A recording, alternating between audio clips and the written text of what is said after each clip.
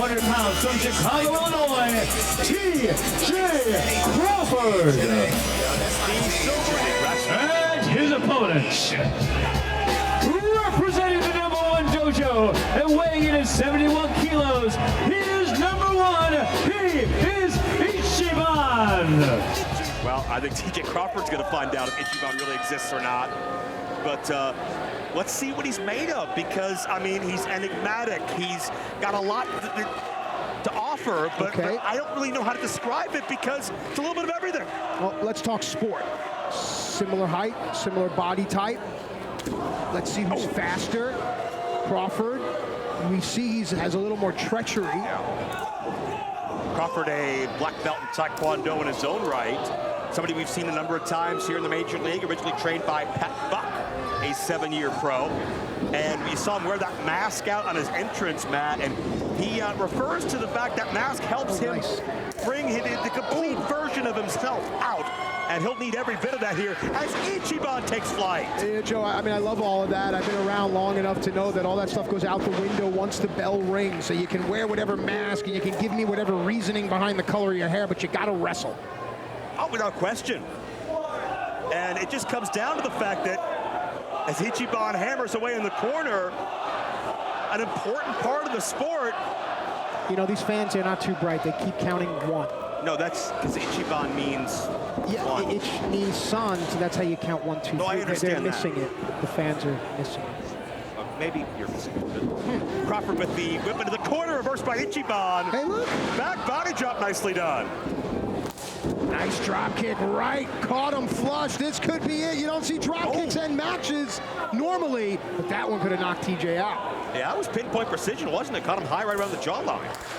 Let's see what Ichiban does. A lot of space between himself and his opponent. And I notice it all the time with young wrestlers. They like to use that space. They close that space, but they leave themselves open for high-impact moves. And Crawford complaining about maybe something in his eye? Maybe. Do you doubt the man's integrity?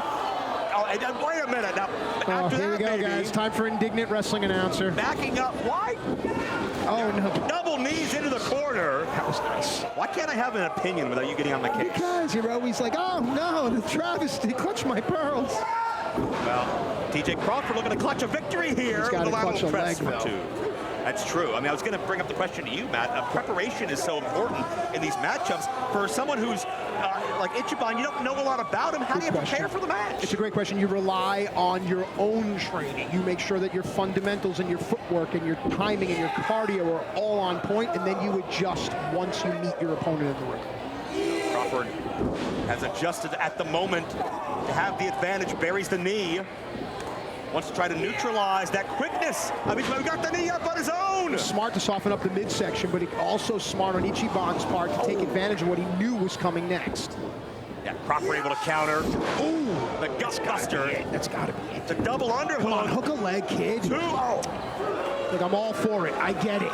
But hook a leg. Not very warrior-like for he locks cover like that, is it? Well, it says a lot about TJ. He's clearly confident, and I get that. But cocky, something different.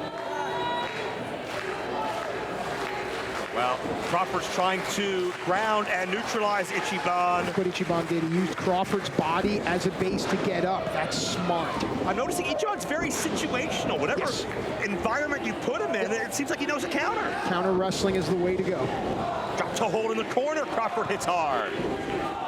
Ichiban, nice. I came in blind, Matt, but I'm getting more and more impressed as this match goes on. Stunner, nicely done. TJ wise to go back into a corner. Handspring, elbow connects. See? Ichiban had to get him out of there. Ichiban needs him in the middle of the ring, flat on the mat. Distance creates opportunity.